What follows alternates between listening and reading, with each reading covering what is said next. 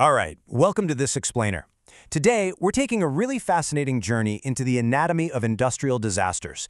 We rely on factories, energy grids, and mass production literally every single day of our lives. But what happens when human oversight turns everyday industry into deadly, exponential catastrophes? Well, we're going to unpack the science, the history, and the sheer scale of what happens when our systems completely fail. Okay, let's dive into this. When you hear the word disaster, your mind probably jumps straight to earthquakes, tornadoes, or hurricanes, right? But for the scope of our exploration today, we actually need to completely redefine that term. Industrial disasters are fundamentally different. We're talking about tragedies caused by industrial companies, whether that's through a sheer accident, blatant negligence, or just total incompetence. They result in massive damage, injury, and a devastating loss of life. So we're shifting our focus strictly to the preventable, human-made side of the equation. And it's honestly shocking how industrial layouts can amplify existing hazards exponentially. Think about it. A natural disaster is a pure act of nature, sure, but an industrial disaster, that can be born from how we actually build our world. Take the Great Chicago Fire of 1871.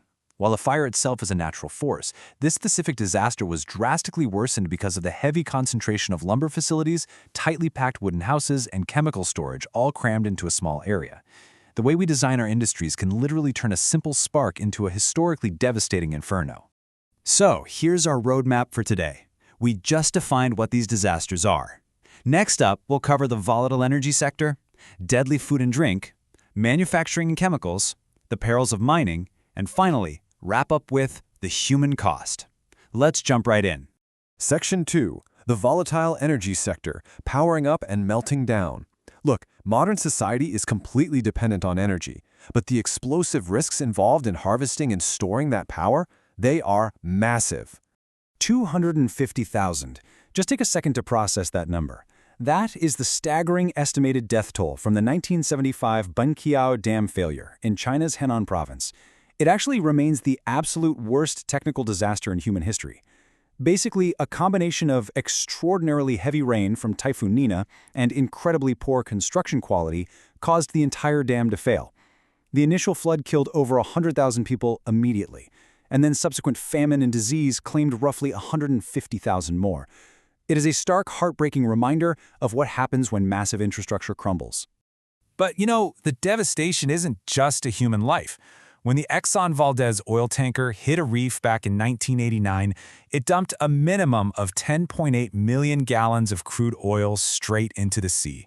The ecological domino effect was just sickening. We're talking about wiping out 250,000 seabirds, killing 2,800 sea otters, hundreds of harbor seals, and completely destroying billions of salmon and herring eggs. That kind of long-term ecological devastation, that's a key hallmark of energy sector negligence. All right, Section 3, deadly food and drink, the unexpected hazards.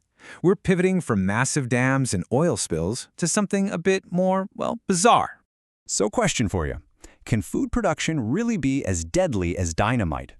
We tend to think of bakeries and breweries as relatively safe, benign environments, right? Well, historical data tells a completely different and honestly terrifying story. Get ready to challenge your assumptions about safety. Now, what's really interesting here is that history is actually full of these bizarre, fatal tidal waves. It highlights the sheer absurdity, yet very real danger of mass food production. Back in 1814, a massive wooden vat burst, and London was flooded by a literal wave of beer. Then, in 1875, a fire in Dublin led to a river of burning whiskey flowing right through the streets. In 1919, Boston suffered the Great Molasses Flood, which rushed through the city at 35 miles per hour, tragically killing 21 people. And hey, this isn't just ancient history. As recently as 2017, a warehouse collapse released 28 million liters of Pepsi fruit juice, flooding streets in Russia. The massive volume and pressure in these facilities can literally turn an everyday beverage into a deadly disaster. And let's see how these confined pressures build into an even more explosive hazard, dust explosions. Basically, a dust explosion is the rapid combustion of fine particles suspended in the air. Believe it or not, an everyday ingredient like flour can literally level city blocks. In 1878, the Great Mill disaster in Minneapolis saw a flour dust explosion completely destroy 6 entire mills and kill 18 workers. The physics of it are terrifying. When dispersed combustible powder mixes with enough oxygen, just a single, tiny spark causes massive, concussive devastation. Moving on to Section 4, Manufacturing and Chemicals. Toxic chain reactions. This is an area where complex processes create invisible, sprawling threats that can alter entire regions. I really want to hit you with the sheer scale of this tragedy. 3,700 to 16,000, that is the estimated death toll from the 1984 Bhopal disaster in India. A runaway reaction in a tank containing poisonous methyl isocyanate gas caused a massive venting right into the atmosphere. It remains one of the largest industrial disasters on record, causing severe, generational health problems for the local human and animal populations. It's just staggering. So, the absolutely crucial point here is that a localized plant failure can quickly become a vast, regional nightmare. The 1976 Seveso disaster shows exactly this. A chemical release in a small manufacturing plant in Italy contaminated the entire Lombard plain with highly toxic dioxins. To protect the human food chain, an astonishing 70,000 animals had to be slaughtered. This single localized event was so severe that it actually prompted international bodies to issue new directives, forcing much harsher industrial regulations. But often the primary danger isn't complex chemistry at all. It's just fundamental working conditions.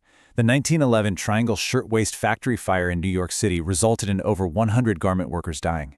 With exit doors locked by management, many tragically jumped to their deaths to escape the flames. But from this horrific negligence came real change. This single event spurred crucial factory safety legislation and ignited the massive growth of workers' unions fighting for better conditions. Next, we transition into what is arguably the darkest, most consistently dangerous industry in history. Section 5, the perils of mining, extracting a heavy toll. And this timeline brilliantly illustrates a tragic pattern of repeated failure. Let's look at the Spring Hill mining disasters in Nova Scotia, Canada. A disaster strikes in 1891, then again at the exact same location in 1956, and then again in 1958, when an underground earthquake, which they call a bump, caused a collapse that killed 75 miners. It really highlights how a single location can be plagued by recurring tragedy when complex underground geology and safety mismanagement are combined. And the sheer human cost of extracting coal? It is jaw-dropping across entirely different continents. Just look at these numbers. The Mitsubishi Hojo disaster in Japan killed 687 people. The Corrières mine disaster in France took 1,099 lives. And in the worst coal mine accident in world history, the Benexu colliery disaster in China, an unfathomable 1,549 workers died. The extraction of the very fuel that powered our modern world exacted an unbelievably heavy toll on the workers below ground. Well, that brings us to our final section, Section 6, the human cost, lessons written in tragedy. Let's focus on the ultimate consequences and societal takeaways from these grim events. Let's walk through this recurring pattern, the cycle of industrial reform. Step 1, negligence or a preventable accident occurs. Step 2, a catastrophic hazard escapes the facility. Step 3, devastating loss of life and damage to the environment. And finally, Step 4, the implementation of strict safety regulations. The hard truth we have to face is that the safety standards protecting us today were almost always written in the direct aftermath of a fatal disaster. Today, international bodies desperately try to mandate the lessons learned from places like Chernobyl and Bhopal. Their mandate is clear, stating, "The convention aims to prevent accidents from occurring, to reduce their frequency and severity, and to mitigate their effects." That's from the Convention on the Transboundary Effects of Industrial Accidents. Ultimately, it's a proactive attempt to protect people and the environment before the next fatal hazard escapes. So, what does this all mean? Well, it brings us to a final thought to leave you with today. As our global industries grow ever more complex and interconnected, are we truly learning from our history? Or are we simply engineering new, unimaginable ways to fail? Something to think about. Thank you so much for joining me for this explainer. Keep questioning the systems around you, stay curious, and keep learning.